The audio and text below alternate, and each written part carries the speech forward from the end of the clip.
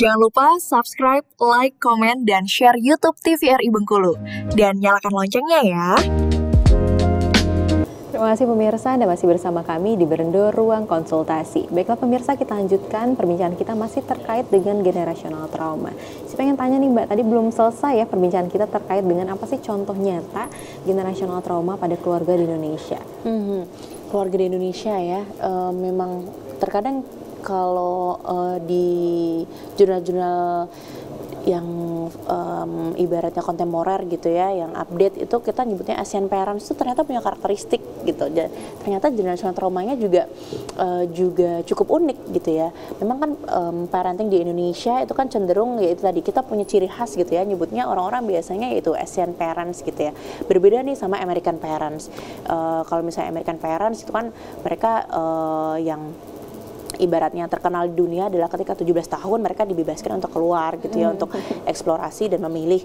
Ekstrimnya adalah ya mereka kadang kalau anaknya seperti apa orang tuanya nggak tahu gitu ya. Sedangkan kalau di Asian parents ini memang generational traumanya lebih lekat karena kedekatan kita ya. Misalnya kayak Indonesia, India itu kan Arabik itu kan juga memang lekat ya antar keluarga ya gitu, sehingga yaitu tadi dengan banyaknya individu dalam satu rumah sehingga proses untuk pembentukan individu itu kan kita pasti dipengaruhi oleh banyak faktor, sehingga kalau di Indonesia ini memang cenderung lebih stres gitu ya dalam pola asuh karena parentingnya kita itu kan kalau idealnya parenting itu hanya nuclear family, papa, mama kandung. Tapi kalau di Indonesia kan enggak, nenek, kakek, om, paman itu kan semua ikut campur gitu kan, gitu betul. Ya.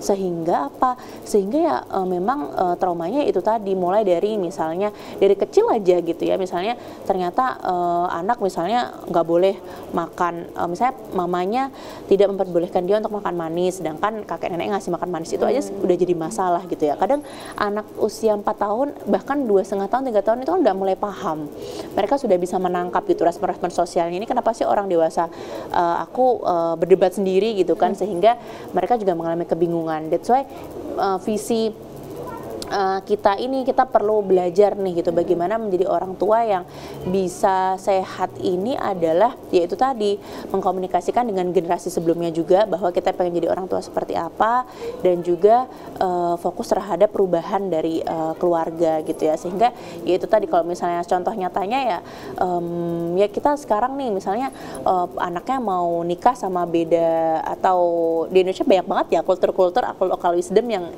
segitunya misalnya uang dapur deh gitu kalau di Bengkulu ya gitu.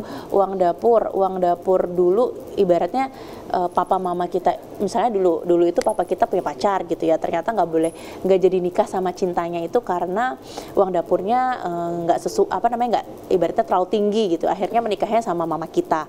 Nah ternyata pas kita mau menikah gitu, ternyata kita secara tidak sadar papa kita, kalau misalnya papa kita aware, berarti kan membebaskan kita ya untuk memilih jodoh ya. Kalau tidak aware, dia akan ada ibaratnya dendam, kusumat yang aku pengen anakku ngerasain apa yang aku rasain juga, dan itu yang bahaya.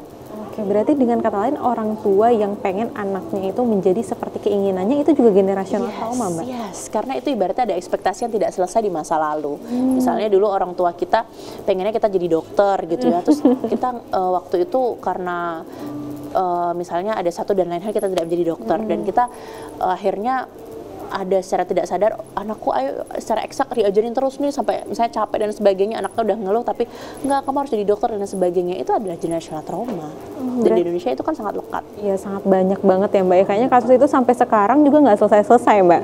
Kasus seperti itu sangat banyak, antar generasi juga kayaknya semakin meningkat juga ya Mbak ya. Kalau untuk kepercayaan diri anak nih Mbak, apakah berpengaruh kepercayaan diri ini terhadap generational trauma yang dirasakan oleh anak?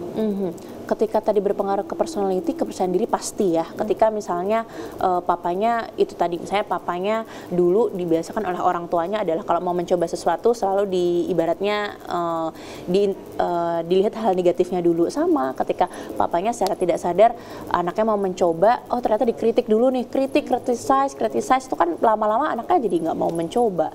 Sebenarnya akan putus ketika misalnya ayahnya atau diri kita sekarang sadar bahwa oh ya dulu dikritik tuh nggak nyaman, sehingga ayo ayo aku belajar untuk bagaimana anakku tidak aku kritik, coba dengerin dulu dia maunya apa, let them play dulu deh, misalnya coba deh mereka lakukan dulu, kalau memang nggak sesuai kan kita bisa pelan-pelan mengkomunikasikannya secara terbuka, nggak harus dikritik atau ibaratnya nggak harus di cut off dulu kan. Pola komunikasi juga penting banget nih kayaknya Mbak, dari yang Mbak bilang ya, untuk anak dan juga orang tua berarti ya. Betul.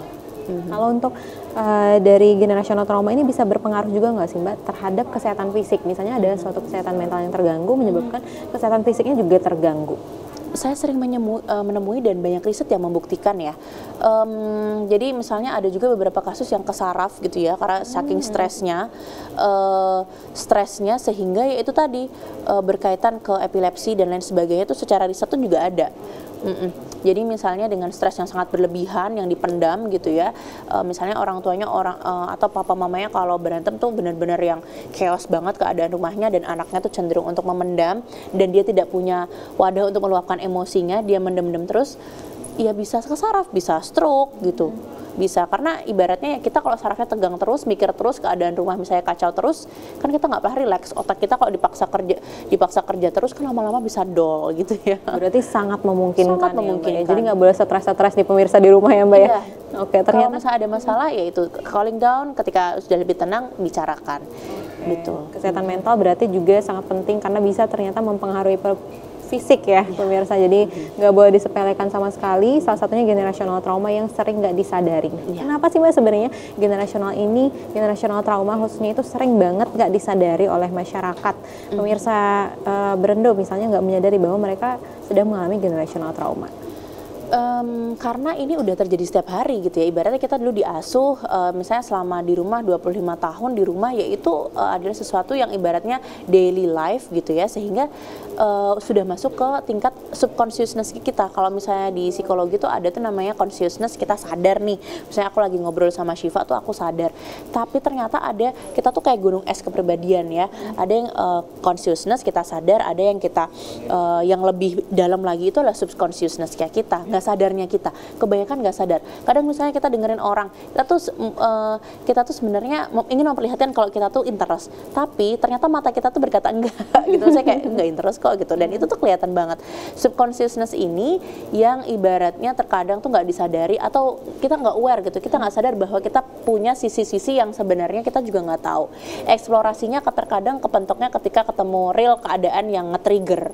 Misalnya nih biasanya masalah yang kadang kan kalau masih remaja ya konfliknya sama orang tua, terus misalnya mencari pekerjaan orang tua, kebanyakan tuh konfliknya muncul ketika sudah menikah, karena ya itu tadi semakin ibaratnya stresnya semakin banyak gitu kan, ketemu sama orang lain yang nggak paham dia, yang mungkin kita punya ekspektasi dia akan menerima kita. Ternyata dalam pernikahan itu sekompleks itu, baru ketika itu